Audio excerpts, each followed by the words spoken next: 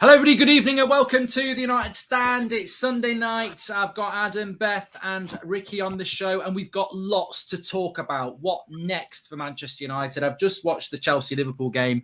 We couldn't live with them for fucking half an hour, let alone take it to extra time. But I am getting a bit of... Oh, sorry, it's right. I can hear myself here. Someone's got... Who's it? What have I got? I can hear something. Oh, it's all right. It's all right. It's my own bloody YouTube on. I can hear myself talking in the background. I'm like, who's doing that? Who's doing that? It's me.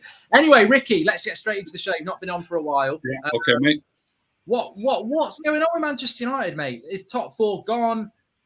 What do we do from here? Where are we going from here? What is your thoughts? You've not been on for a couple of weeks. I won't say top four's gone, but Arsenal have got the momentum, haven't they? And can't remember exactly what the situation is now. They've got 3 games in hand on us, and a point or two behind us or something. Is it 2 points behind us with 3 games in hand? Plus momentum, and we're not. We can't beat anybody at the minute, can we? No. So I really don't see us getting it. It's not gone. It isn't gone, but I don't see us getting it. You look at the. We've still got to go to Arsenal, but it's not till April. I don't think. I think if it keeps going like this, the gap will be too big. You know what I mean? That's how I can see it shaping up by the time we play them. So what's going on? It's been going on for a long, long time. For a long, long time. I think they appear to have decided that Rashford's not an automatic starter, which he was for such a long time. Pogba's come back in the team. Since he's been back in, people don't like it, but we've been horrendous. The form since he came back in is unbelievably poor. It wasn't great before, and I think he's played 6 games, of which I think I've got this right. I think he's played 6 games, of which we've won 1. But the one that we won was the one where he was taken off, and it was 2-2 when he was taken off. You know what I mean? We haven't won a game. Been taken off every game he's started. Yeah. So he's not seen a full 90 minutes out yet. The form wasn't great before, since he came back in the team. I'm not necessarily saying it's his fault. I had this out with somebody else because I said it after he'd played 3 or 4 games, and we've now played Watford at home. I said to my mate during the week, I said, now we're now playing Watford at home. No matter who plays, you would expect us to win. But I said, if Pogba plays again and we still don't win, and it's 6 games that he's played, and we haven't really won any of them because we weren't beating Leeds till they took him off. Do you know what I mean? So it's a bit concerning. We need to be sturdy. Look, I mean, you all always bang on about McTominay. We've been poorer still without him. We haven't we? It was shocking yesterday. We should have been 4-0 down in Madrid, and we were lucky to get a draw. That's the 2 games he's missed. Dead lucky to get 4-0. Where'd you get 4-0 down in Madrid? You had 1 shot on target the whole game. Well, they hit the bar twice, didn't they? Yeah, but I would come back on you on that, Ricky, because we love Matic. Well, you love Matic, and he was man of the match, voted for by United Stand viewers after the match. So, and he was in McTominay's position. So, I don't think we missed McTominay yesterday. Well, you know me, no. I think you need 2 proper midfield players rather than 2 attacking midfield players. And we're playing with Pogba and Bruno. In fact, it must be 18 months ago on here, I said, if you've got Pogba and Bruno in the same team, you never win the league. And people were laughing at me.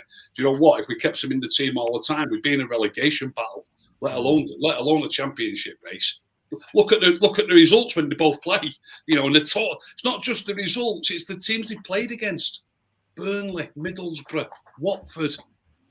I'll come back on that. I'll come back on that one though. I mean, best football that we've played over the last 3 years when we came back after the first lockdown, and our midfield was Bruno, Pogba, and Matic. That's the most consistent this team has been in the last 5 years, and that was our midfield. So I'll disagree on that slightly, but. Greenwood, Rashford, and Martial front 3 as well, Ricky. Yeah, Greenwood, Rashford. That was the most consistent we've been. Recently, the form has been horrendous. Horrendous. No doubt about that. We have been creating a lot more chances than what we usually do. The problem is we're not finishing them. We can't finish our dinner. No, it's ridiculous, isn't it? That's the frustrating thing for me, and that's why I wanted to ask all 3 of you where we go from here, because I was doing my match reaction yesterday, and I suppose the great thing when you're doing yours is you just record it, you put it up, people reply. I've got these live chat going along, and they're like, you're just sticking up for Ronaldo all the time. And I'm like, no, I thought Ronaldo was a problem yesterday, but I actually thought Bruno was worse because he missed 2 absolute sitters. But it's fashionable to go in on Ronaldo. And I'm like, but the problem I have is that we've almost become a different problem all the season under Ollie and the first few weeks under Rangnick, it was poor defending, not creating chances. And since that West Ham game where they had that international break, if you think about Burnley first half, definitely Middlesbrough, definitely yesterday, we should have won them games maybe 3 or 4-0 at half time. And we've ended up 0-0, 1-1, and another 1-1. And we're now defending better, but we're not scoring goals. And we've become something different. And that is why, I mean, we'll start off with you on this one, Beth. What is the problem at United? Because we've almost become, we've created a new problem from an old problem. We're not scoring now, and we are creating chances. But then we were bad defensively. He's picked a completely different team yesterday, which I quite liked. There's basically all the English players got dropped: Rashford, Sancho, Shaw, Maguire, and still we're not scoring goals, and still we end up with a really disappointing result. And Ricky's right. Them 5 big games we spoke about a few weeks ago, was it Burnley, Southampton, Brighton, Leeds, and obviously Watford, were like, hopefully 13, 15 points. We've come out with 9 points, have we? Something like that. So what do you think the problem is? Do we just keep doing what we're doing? Is it too late? Well, that's the thing. Players like to come out and say today it just wasn't our day with missing the chances, but it's happening so often recently. You've got to think it is a bit of a mentality issue. I mean, first of all, I'd be getting them working on the finishing. You'd like to think they can finish, considering they're all professional footballers. And we saw Bruno's finishing last year, how good it was. Ronaldo's obviously scored the most amount of goals. And it's just like, you think to yourself, how are these players not finishing these such easy chances? It's honestly, it is baffling to me. It's like yesterday, obviously we look back at the result and it's such a poor result. But if you think about it, constantly it was chance after chance after chance after chance. And we just could not finish it. We've looked back, apart from the Atletico game, we've been creating so many chances, but just not taking our opportunity, which for me is massively on the attack. They need to be better. They need to have better chemistry, and they need to get the mentality right. You need to go into them situations knowing that you're going to score the goals, and there has been some chances that you just have to score. And to miss that many sitters in a row, it's got to come down to the mentality. And it's like when I was watching that Watford game yesterday. For me, as a fan, as a United fan, I think this is a must-win game where you have to win this game if you want to get in the Champions League next season. And even though obviously the players were trying and we were getting chance after chance, I just felt like I didn't see a team that this is like a last-ditch game to get into the Champions League next season. I just didn't see that from them.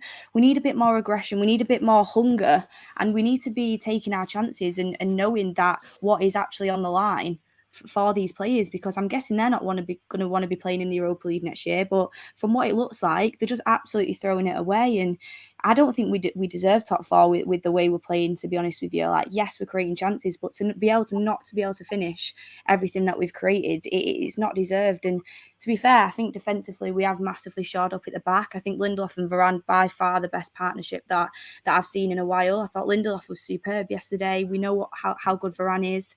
And midfield wise, I didn't even see there was a problem, honestly. Bruno can be off his leash quite a lot, which leaves it open at times. I feel like he definitely needs to become more disciplined, but for me it was the attack yesterday that really let us down, and that's been happening time and time again, to be honest, over the last couple of months. Where do you sit on that, Adam? Obviously you're in the grounds, you're at the away ground. Ronaldo, we won't hide it in the middle of the show. It was almost like he'd put in the worst performance a United player's ever put in yesterday. And, that was the story after the game. Everyone was going, Ronaldo's washed. He's not good enough. And he's a big reason why we are where we are. We are where Ricky says, basically we need Arsenal to collapse, because basically if they just do an average end to the season, we won't be able to catch them. They've got too many games in hand, and they've got no cup football either. What do you think about the Ronaldo criticism? Well, everyone knows I've been polled by many people for calling out Ronaldo for a couple of months now. You know what I mean? I look at it. I don't know if it's different for people watching on TV, if you just see the way Ronaldo moves around. So say, for instance, you're trying to play a press. Ronaldo will go on a run. He won't get that ball. He'll then be stood 20 yards, 30 yards offside and just strolls back. If you then win that ball back, you're playing with 10 men because he's not interested. And then you've got only 2 forwards going forward and there's no ball to play. So we end up coming back, trying to recycle again. Well, Ronaldo is still trying to get back on side. His work rate off the ball is nowhere near what we need. He isn't a problem as such for the player he is. He's a problem for this team right now because we're looking to try and build a system, and he's not our future. He's not. Bruno, I think he's suffering because of Ronaldo. I've said this before. They make the same runs. They get in each other's way. Bruno needs to start doing some shooting practice. I mean, I don't understand it because our whole warm-up before the game is shooting. That's about it. That's all we do in our warm-up. And they all hit the target there. But when it comes to the game, my God, you got to look at it and you go, well, realistically, like Beth said, apart from the Atletico Madrid game, we've been creating loads of chances. We won't be having this conversation. If Bruno puts one of them chances in, we're looking at a week of 3 wins in a row in the Premier League and a good result in the Champions League. And everyone's looking at it in a totally different view. There was nothing wrong with our first half yesterday, apart from the finishing. Our defence has been decent. I mean, I looked at the stats and we had 63% possession against Atletico Madrid, La Liga champions, and they had 1 shot on target. De Gea had a day off. Apart from a fantastic header from João Felix, they did nothing.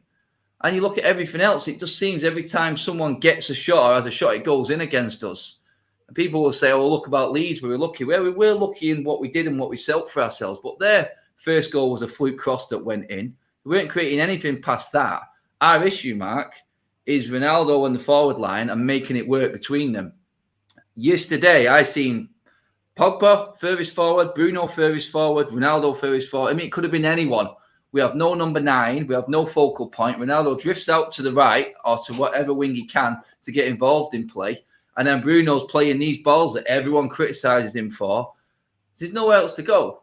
Bruno's game isn't about keeping the ball. We know this. He does simple things sometimes, but inevitably he's a chance creator. That's his game. And right now, it's not working for us because we haven't got the right link up front. And Bruno's looking worse. Bruno's looking the worst I've ever seen him. I'll admittedly say that. But that link up front is costing us big time at the moment. Yeah, if we put one of them chances away, it's a different game, like I said. But it's a common theme right now. When we went and got rid of 2 forwards, 3 forwards in January, brought no one in, we lost Mason. So we basically lost 4 other options in that front line. And Ronaldo's going to sit there all season now. Cavani plays when he wants to. And ultimately, he's another liability right now. And I hate to say that because I do like the guy. But let's be honest, he's never there when we need him. He's never there when we need him. And all we have is Ronaldo. He's the only option. You muted, Mark. Yeah. Muted, mate. I was swearing, and it was a good point. Now you'll never know. But I think the thing with Ronaldo is that I was thinking about it today because I'm like, there's such a weight of feeling for Ronaldo and against Ronaldo. The truth is obviously sometimes in between. And like if you have got a scenario whereby you live on a street, and we've all seen it on sitcoms and films and stuff, and you've got a rich person who lives across the street who's got a really nice car and everything like that, and then there's someone across the road who's in competition with them but doesn't have the money or everything like that, but they go and get the car that the person across the road's got, even though they can't afford it. And it's like, oh, we've got a Ferrari on our drive, even though they live in a 2-bedroom house, and they've got a Ferrari across the road in a mansion. And I just feel like with Ronaldo, we did that. Oh, Man City are going to get him, so we better get him. And he's a luxury item in a 2-bedroom flat. Like, we didn't need Ronaldo. I love Ronaldo. I will always defend Ronaldo. I don't care what anybody says. I'll always defend him because I remember him coming here from Portugal.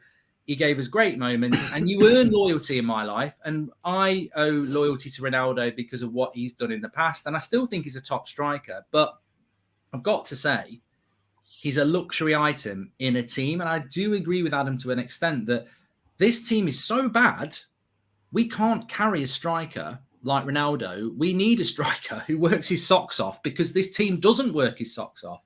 And also, if you're going to have Ronaldo in your team, you've got to have somebody who can put a cross in. I don't know whether you saw it, Ricky or Beth, but there was a clip I saw last week against Atletico Madrid. Bruno puts a crap cross in. It goes over to Luke Shaw. He puts a shit cross in. It goes over to Rashford, and he puts a cross in. And Ronaldo goes. And then it's just like, what am I supposed to do? Like, the service is crap. So I think he's a luxury item in a team that if you put Ronaldo in Real Madrid's team, he'd score 30, 40 goals. You put him in a Man City team, he'd score 30, 40 goals. In this team, it just doesn't suit the team because it's so bad. Like, there's so many other things we need to sort out before we bring in this striker that's going to get on the end of everything.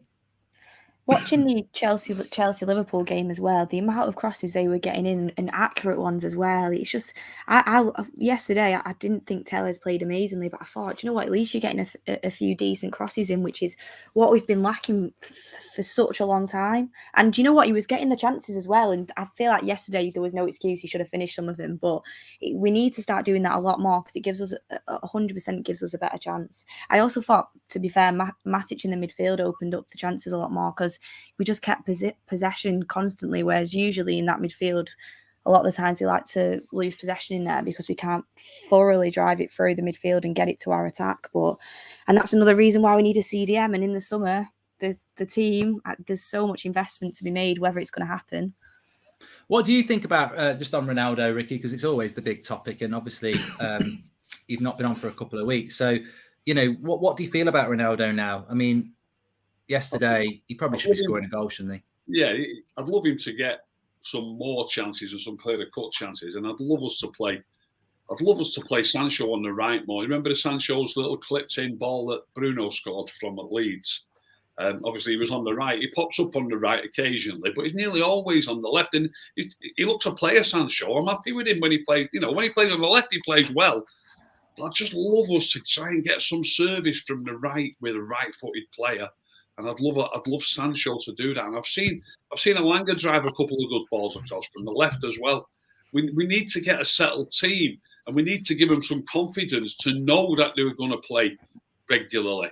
Yeah, he should take them to one side and say to them, look, you're playing on the right wing, you're playing on the left wing. We're going to stick with it for 6 or 8 games and let's see how it goes.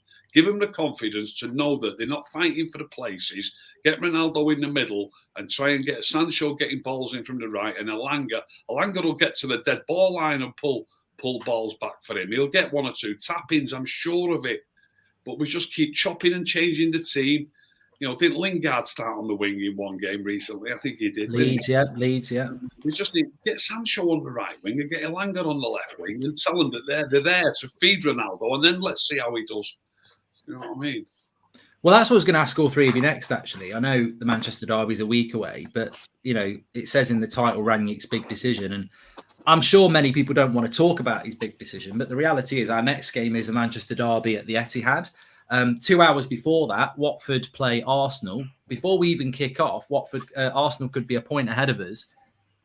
And we know that when we finish, Arsenal could be ahead of us with 3 games in hand. I mean, that's even more demoralising than now. So what do you think? We'll start you, Ricky, on that. You know, what do you think about, like, what does Rangnick do from here? He's got a week of training. You've just mentioned that. He didn't play Maguire and Shaw. He's brought Wan-Bissaka back in. The game next week, he's almost...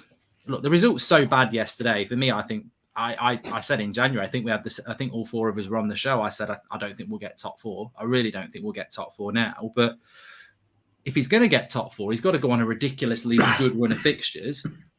Do you think Maguire just comes back in, Luke Shaw comes back in, Rashford comes back in? Or do you think he's got to stick with that team? You know, Matic played well. Do you start with Matic? Do you bring McTominay back in? He has got a big decision to make because he could make 4 or 5 changes, or he could stick close to what he did yesterday. I know what I'd do. Whether they'd do it or not, I really don't know. But we don't want to end up getting a pasting again. We've been pasted by Liverpool. We got beaten 2-0 by City, but it could have been 4 or 5. We don't want to get a pasting again. I only managed to catch the last half hour of the Everton game yesterday. Everton City, you know, we've got to sort of get a grasp of who we are. And I know we've got the name Manchester United, but we're not Manchester United of old. You know, we're just an half reasonable team and nothing more. You know what I mean? So we need to go into that game against City. I'm sorry, and I know there'll be people saying, "Yeah, Man United. If we take the game to them, they'll put 4 past us." We need to be solid in midfield. We need more midfield players in. Just the one man up front, and try and get hold of the ball. It's not just about defending. But when you've got more players behind the ball, when they get hold of the ball, they've got more closer options, so they can play short passes and then get it into the striker's feet. Don't even worry in the first instance about how you're going to score the goal. I'm sure Everton didn't set up like that, thinking how we're going to score a goal. It was about they came back with Decore.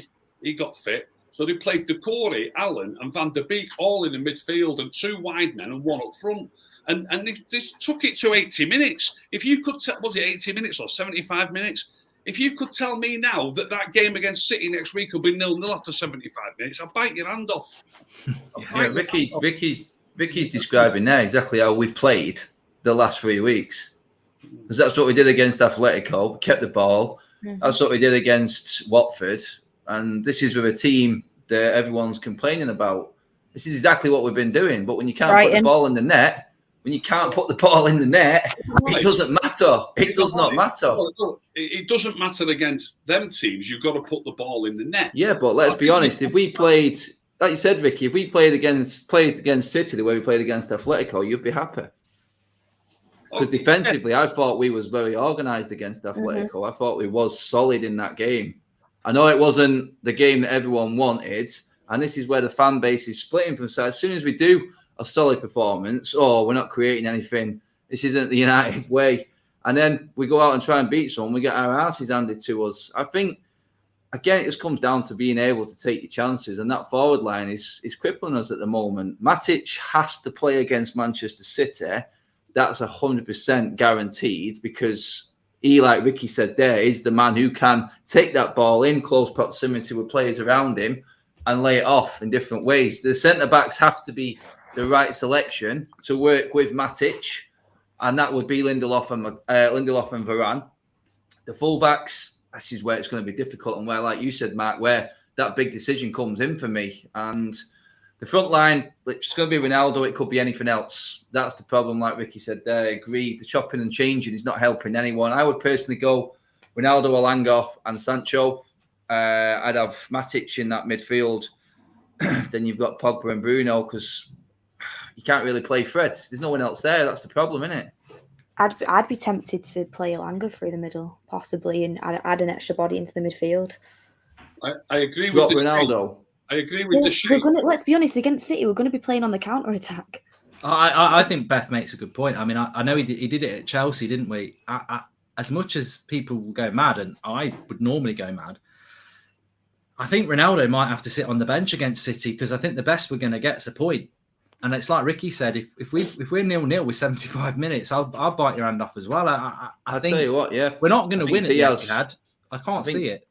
I think that's them City centre-backs would eat Ronaldo alive, I think. That's the thing, and you've got Alanga on the break to give him a bit of That's the whole plan.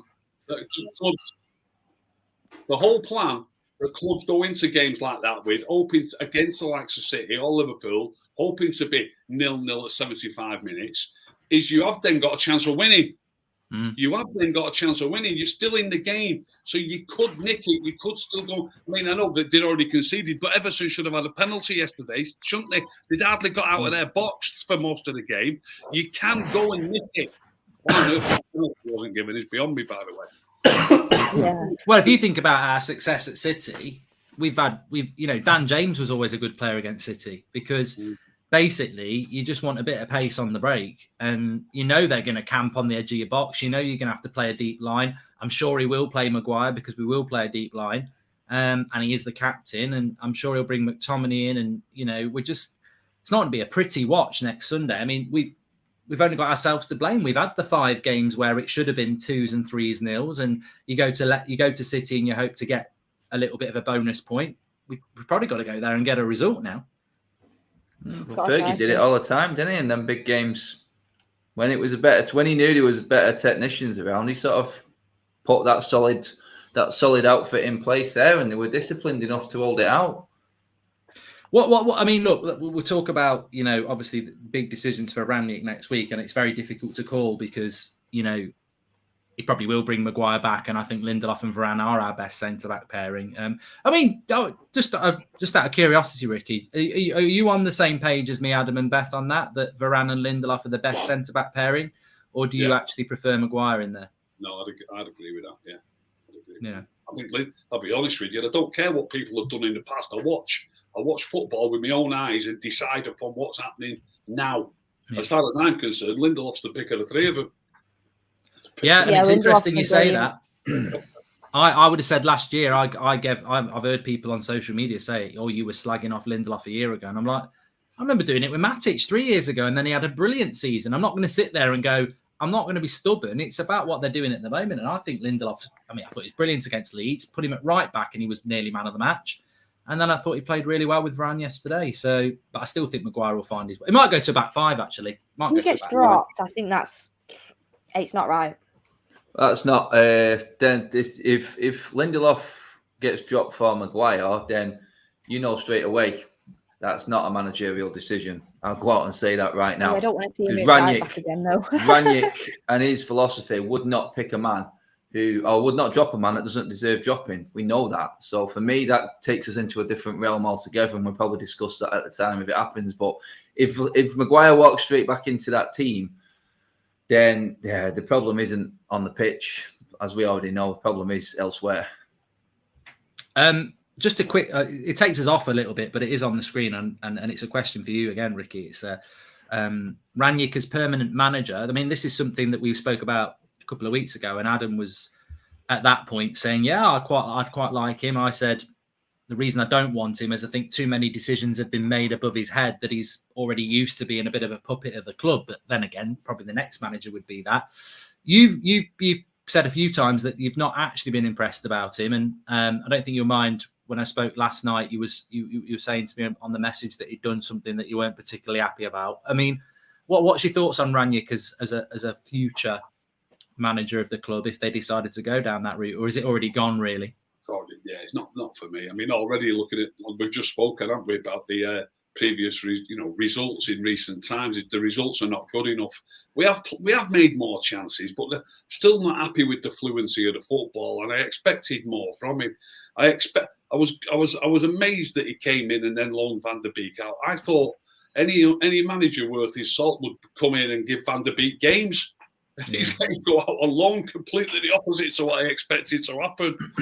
Just it does. You know what? I know we spent so many times and so many hours talking about Van der Beek, but I don't know whether Adam, Beth, you've seen Van der Beek, but I watched him play the first game. What was the first game he played where everyone was like, "Oh, he's amazing"? I can't remember who it was.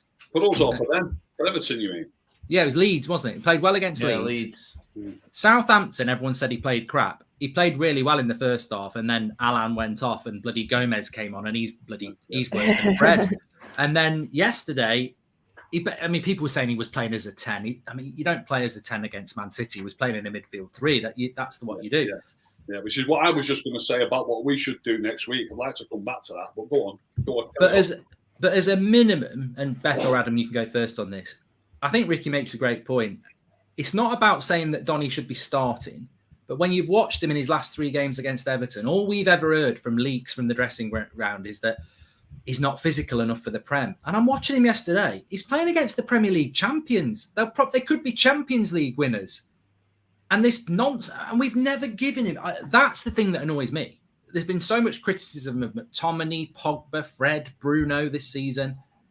And we've loaned a player out who I've watched him play 3 times in the Premier League, and I've gone, all right, I think he should be starting for United. But tell me why he's not been given a chance. I just don't get it. Adam, but yeah. I know why. I know to answer Ricky's question as well, and why he's not picked him. I don't think he's got the power. Sorry, go on, Beth. When I watched him, which I have been watching recently, I think to myself, I'm so glad I've seen him play. I mean, he's not been a world beater, but he's been definitely good enough to get into Manchester United's midfield. I tell you that for free. And I thought to myself, how has he not been given a chance? And I thought, Joe, I'll come to Everton and maybe I'll see why he's not been given a chance, because there has to be a reason. I've still not seen a reason. The only thing I can think of is people behind the scenes thinking, I know better, stubbornness, and possibly what Adam said about not having the power. But it's like, if you're going to be that stubborn to not give him any chance at all, when you look at the depth in midfield that we need, and we need someone to come in and do what Donny does. A lot of times this season we've needed it. We're going to need it for the rest of the season. to not be given a chance to me with the squad we've got. I'd understand it if we had Javi, Busquets, and all them in midfield, but come on now, like with the midfield we've got, he's got to be given a chance, and I can't believe it's not happened, to be honest with you. Yeah, I just think that the deal was already. I think by the time Ralph came in, and I think it's unfair for everyone to criticise him because he's been managing this team with his hands tied behind his back. He literally has. I mean, Donny, I want to see him play a few more games. Fred's got 2-2 against Leeds, so I'm going to take Leeds out of the equation because that's a given with any team this season. I mean, Spurs. I think everyone should take Leeds out of the equation. Yeah, I mean, even take Spurs Leeds out of the equation. Yeah, let's not get too excited about a performance against Leeds because Fred and McTominay both look good against Leeds. But I just feel like Ralph literally didn't even have a say in all of this. I think Donny van der Beek's mind was made up, pretty much like Anthony Martial's mind was made up. He's like, can I take a risk of waiting another transfer window? And let's not forget, he came in. When did Ralph come in? Was it mid-December? Mid-December? Was it? No, yeah, it was earlier than back that, end of December. I think it's a bit earlier than that. Watford won it in December. So Ralph comes in then. Martial's and Donny van der Beek's mindset is thinking, right, okay, he's going to need a couple of months to figure out who his best team is. Can I wait that long? Knowing he's got all this squad to try and get through. These players were gone, in my opinion, before Ralph. They weren't prepared. And in their defence, I can't blame them. You wouldn't want to take a chance after the mismanagement that Ole Gunnar Solskjaer has given you.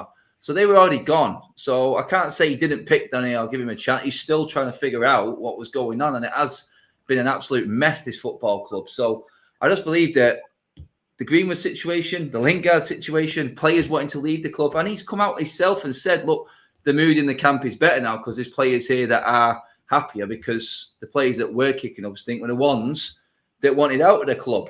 I've got to guess that that's Donny and Martial for their own reasons, like I just said. So for me, if you're going to give a manager a chance, you got to give him a transfer window. You got to give him time to implement what he wants with them players. And he's the only manager that's come in and said, I need that midfielder. The profile of midfielder is not here at this club. And if you bring another manager in the summer, then the highlight, the big signing, that big striker is going to come in and we're going to miss another window of this midfielder that we really need, that we've needed for 3 years coming in. Because the next manager will come in, they'll get blown away by the Glazers and everything that they give them, and we'll end up buying the marquee signing again. I think, I'm not saying Ralph long term, but like I said last time, I want him to stay for another year just so he can finish getting rid of these players and actually set a foundation for us. And that's what I wanted to see. Problem is, then are United going to miss out on the next best manager coming like we have done before if we don't act soon? And we're sort of stuck at a crossroads with it. But that's basically why I wanted Ralph to stay. I mean, I'm willing to give him time just to actually give him a chance because I don't think he's been given a fair crack of the whip with what he's been dealing with. If Ralph does go upstairs, though, he obviously knows we need a midfielder, and he's stated it. And the fact he wasn't given one for me was criminal. It really was. And he said, yeah. But yeah, you're right. He'll be able to point out in the summer, and if they actually give him the job that he should be given. And as a manager, he said he didn't want Jesse Lingard, but the powers that be said no, he's staying. So what power is he going to have when he goes upstairs? That's a scary thought. And I hope, Beth, that, like you said, then he does get communication with the next manager and say, look, you need that midfielder. You need to get that midfielder. That's priority 100%. Number one. The thing is with Man United, though, as we all know, it's all smoke and mirrors. It's all about spin to make certain things more receptible to fans than the actual truth. And the reality is that we don't know who the manager's going to be. But right now, for the next 6 weeks, United are talking to people for the summer. We don't even know who the manager is. So who's making the decisions on who we're buying in the summer when we don't even know who the manager's going to be? And that's what I mean. By all means, Ricky, let's just get your point you wanted to come back on, which was this midfield 3 thing. And the midfield against City, we've really got to look. It's horrible to think like this. You know, I'm a Man United fan. I've been watching Man United since bloody 1970. You know what I mean? But I understand what we've been used to. I get all that. But we are now not in a position to be going to the Etihad and thinking about where our goals are going to come from. We need to set up like a team like Everton set up against them and only thinking about how we can stop them from playing. If we can nick a goal, and you will get a chance at some point, you will break away, you will get a corner or a free kick, maybe even a chance on goal with somebody running through. We've got speed on the wings. We need to put what Everton did yesterday. They played with Van der Beek, Alan, and Decore, all in the middle, and 2 wide players, and the 1 striker, Richarlison, and even he was dropping in. The defending the full width of the pitch with 5 players.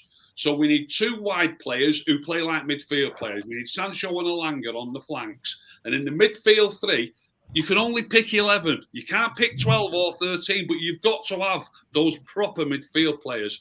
McTominay's got to play. Matic has got to play. And the third one, I'd probably even go with Fred in front of Pogba. It's the tenacity and the willingness to work and to run and to try to stop the opposition, not thinking, oh, Pogba's a world-class player who can knock balls here and knock balls. We won't have anybody up there to knock them to start with. Do you know what I mean? We need to get it on the floor and pass it. I'd go with McTominay, Matic and Fred in the middle. I'd go with 2 wide players and 1 striker. I just wanted to ask you, Ricky, as well.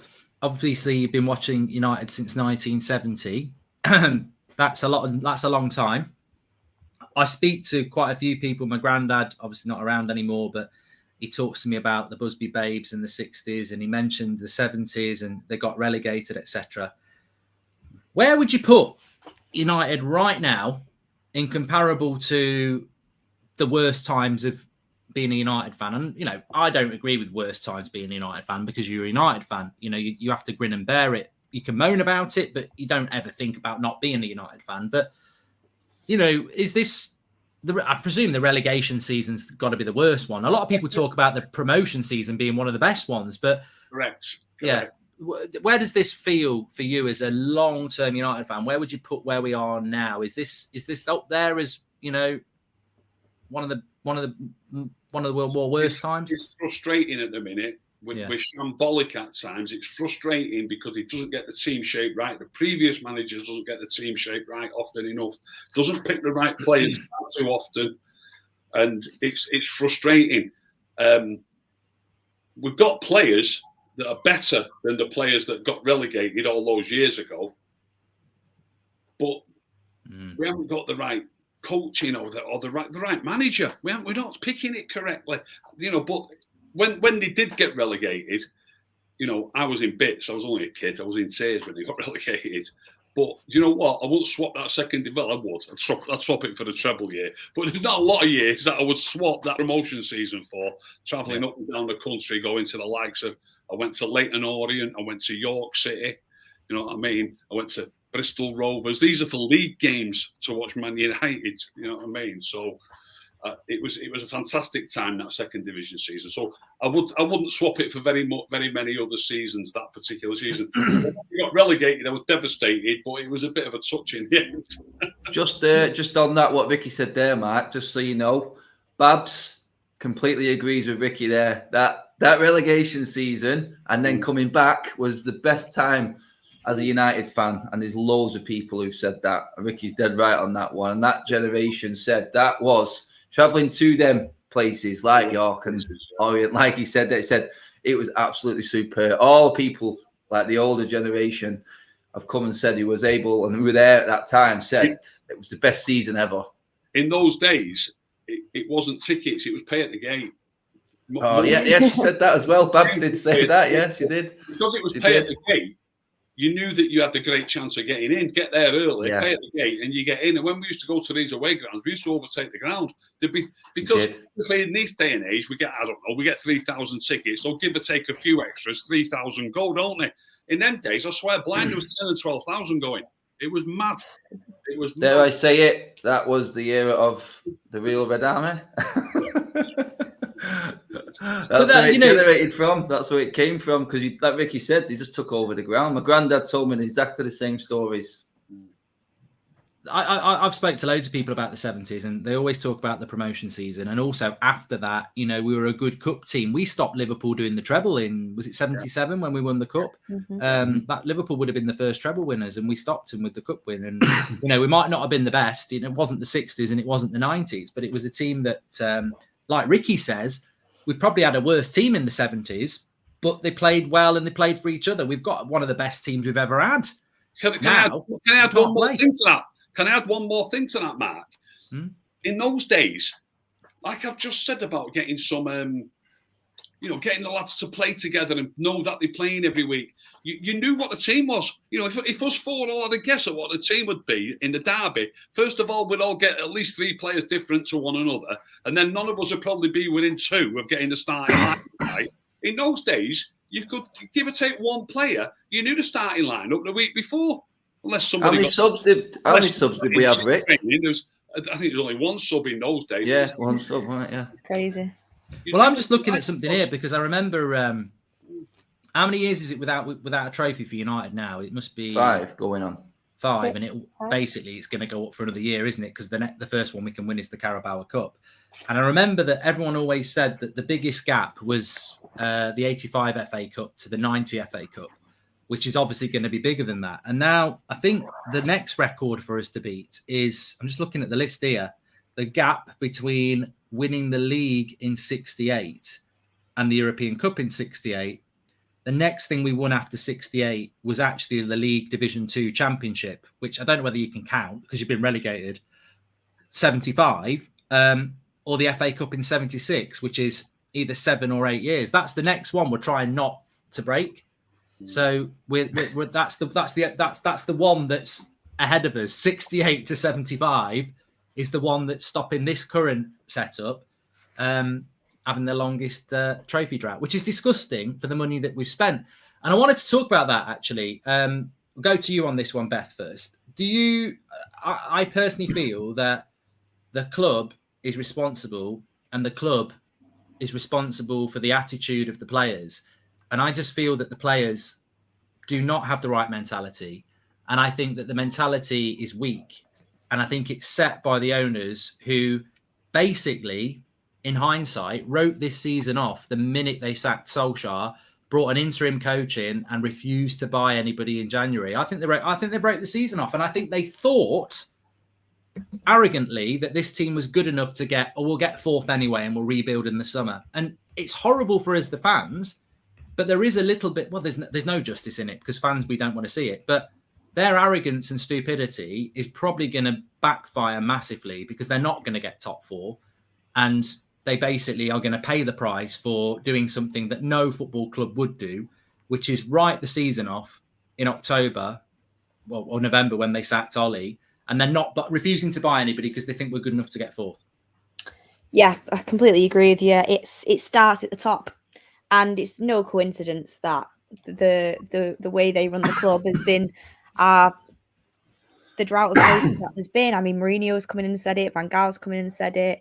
It's everybody knows it, that there just isn't that ambition there. There isn't at all. And worst of all, people running it behind the scenes. And when they do invest the money, 1, it's for the wrong reasons. It's for the sales. It's for the money. And 2, it's because they think they're making the decisions, bringing in these big players, but in reality, they're not making the correct football decisions and the intentions aren't right from the top. And when you're in that environment as players, as managers, as coaches, and you get that feeling around that from the very top, that's the way it is, it's going to dilute down and it's going to go throughout the whole club. And that's why we've been labelled a lot of times quite a toxic club. And I think you look at teams this year as well, in the January transfer window, Aston Villa bought Gerrard in, they backed him, they got him the players, they give him his best chance to try and building a team for now.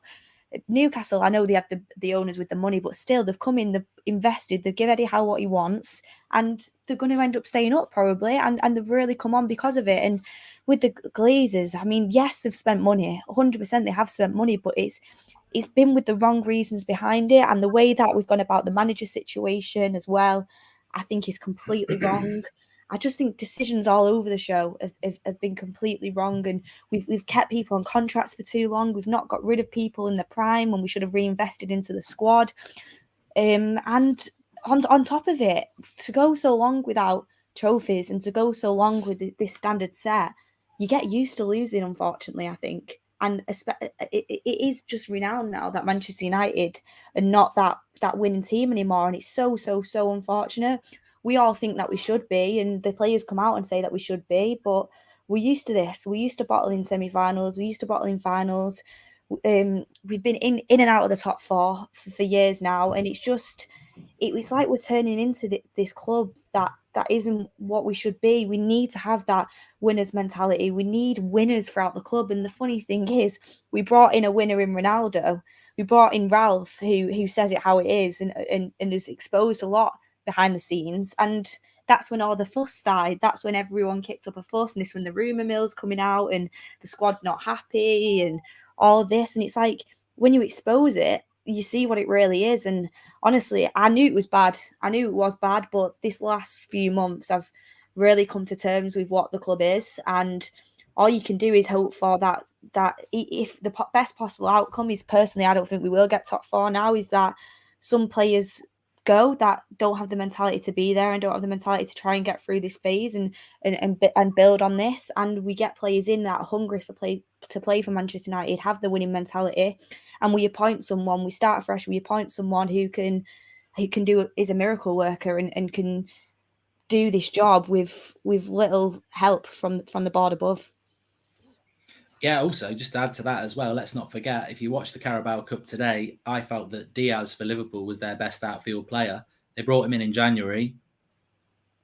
That's Liverpool, who are already above us, deciding to bring a player in January who makes them a better team at the key point of the season. And let's also not forget, Liverpool or Man City could still do the treble. Where from here, Adam? I'm going to ask you this as well, Ricky. Where from here, Adam? In your opinion, I've been quite open about the fact that I think this gets worse over the next 18 months. I think you've got teams like Newcastle, maybe a Villa, Liverpool, Chelsea, Man City are going nowhere. Arsenal could get Champions League football. I don't think this is going to get any better. I don't personally think a new manager or some pretend big social media signing is going to make a massive amount of difference. I think the club is rotten from the top to the bottom, and it's going to get worse. But what's your thoughts? As Beth was saying there, and I agree, it's, the board killed this season when they sacked Ollie and went interim and didn't back anybody. What football club says, we're not buying anybody now, we're not selling anybody now, we're waiting for the summer for another rebuild? You can't stand still like that. It's not a bloody bank. Where are we going? Where's Man United going over the next rest of this season and next season? I totally agree with what you said and what Beth said there in terms of the club. I came to terms with what this club was probably a long time before. I've seen the signings that we made in the summer, but when the club actually puts a banner up celebrating a failure, which Ollie was, as a celebration, you've got to look at it and go, where do we go? Where is the ambition? No disrespect to Ollie, but I'm sure even he was cringing when that banner went up in the Stretford end, because about 20 minutes before, the singing section have got a banner up which says standards on it, which has got Brian Robson, Eric Cantona and Roy Keane on it. So it tells you exactly what the fans think, and it shows you exactly where the club are in one game, which was, I think, the Arsenal game when Carrick won that game 3-2. Ralph was actually in the stands. So you look at that and you go, well, there's the club standards straight away. We're actually celebrating Ollie, who failed. And then looking forward, mate, like you said then, Pogba's leaving, Cavani's leaving, Ronaldo will go if we don't make Champions League. We need a midfielder. Where do we start in the summer? This is why I said just keep Ralph in charge, because another manager coming in right now, his head's just going to implode. Because you bring Ten Hag in right now, you're not going to see 100 goals scored plus and how many he's conceded with this United team. He's not going to be able to implement any philosophy or anything that he's got at Ajax with this club right now. It's a poison chalice. Just let Ralph finish the job and then bring the manager in. This is my whole point, because we're not going anywhere with any manager who comes in the summer, because he hasn't got anything to work with. You cannot turn around that many players in one window. Not that many can't leave, and you can't replace them straight away and get them all working together. It's just not going to happen. It's like when City went to town when the owners first came in. I think they bought about 12 players or something in one window, didn't they? They went absolutely mental and bought everyone who's available, like Chelsea did with Abramovich. Doesn't work straight away. I think Ralph just needs to finish the job, because I do believe it's going to get worse, like you said, Mark, before it gets better. It has to get worse, because we have to lose all of these players to then start again with someone, and the players are actually going to listen to him. It's hard to take, and it's going to be a horrible time for a United fan. We're going to have to take the stick that's coming our way. If one more opposition fan comes up and jumps in front of me doing a sue, just taking the piss out of me, I swear to God, I'm going to be in that police van because I'm going to lose it. It's embarrassing for us right now. It really is. Everyone is taking a pop at us. But to break it down, I do believe that we have to drop even further to make this work. And it's a sad state of affairs. I would like to be following United in the Champions League at these nicer destinations like Madrid. You're going to Azerbaijan next year, mate. I'm thinking Kazakhstan's on the cards. Made up his stand, whatever it is. These far out places, the teams we didn't even know about. It's where we might not be in Europe. We're probably disrespecting Wolves and West Ham and Spurs. Don't say that because we're not. I just can't see this club dropping far enough to even get out of that conference pot. If we go into that, then, oh my God, just get that white flag out. Seriously. But I'll tell you what, I'd seriously consider not doing watch-alongs if we're in the conference league on principle. Yeah. I mean, we can't do It's the end, isn't it? We can't be filmed covering that. Ricky, 18 months. What do you think? I think Adam makes a great point. I think we're going to, whether you like Pogba, Ronaldo, Cavani, ultimately, they wouldn't be the three players I'd be moving on this summer. It would be people like Maguire's and, maybe Rashford's and that. I mean, not saying I would do, but ultimately you don't want to lose Pogba, Ronaldo and Cavani ahead of, your Freds and your McTominays, your Maguire's, your Wan-Bissakas, your Shaws. And that probably weakens us, which means you've got to either have an even better window, which we can't really trust. You've been talking about following us since the 70s. Where do you see United going over the next 18 months? You're normally very good at predicting whether a player is good enough or etc. as well. Well, I think we do need a new manager straight away. I think we need to get, hopefully, I would probably go with Ten Hag. Ten Hag, obviously, I think it's pretty obvious. I'm sure he'd ask Van der Beek to come back and give him game time all the time. I think we've had a team there for a couple of seasons. Look, City and Liverpool are that good. It's no shame to sort. I know we want to be challenging for the title, and obviously you want to get stronger, and that could take a couple of years. There's no shame not being right in the hunt, but it is a shame being outside the top four and maybe even further down than that. We should be at least walking into the top four. I believe we've got a team there. Certainly, if we hadn't loaned out Martial and Van der Beek, we'd have a team there that could walk into the top four. And I believe we've got a team now that could get in the top four, even without those two, if he just picks the right players all the time. I'm just desperate for a manager to pick the right players, whether we sign anybody else or we don't. Get Sancho on the right, get Elanga on the left, get McTominay and Matic in the middle. We've got a proper midfield four then. Don't if you'll see Matic playing next season, Rick. That is a place that is one place. I'm talking about now. I'm saying we could get top four this season. We get top four this season. We need to be beating these teams. We need to get a proper width, and we need to stop swapping and changing the team around. And then next season, I'm sorry, I know none of you are going to like it, but we want Van der Beek at number 10. We've got to start moving the ball simply. Getting them wingers in behind, giving the wingers the ball, not trying to make the chances yourself, not like that, but like that. You give it to him or to him for him to get it across. And that's Van der Beek's style of football. We could be doing that now. We'd probably be. I'm speaking to an Arsenal fan. I mean, can you bring the table up? I'm not sure. An Arsenal fan said to me, Arsenal are they only 5 points behind Chelsea, or are they 5 points behind them if they win the game in hand or something like that? It must be game in hand, yeah. Yeah, they're not that far behind Chelsea. We could be up there easily.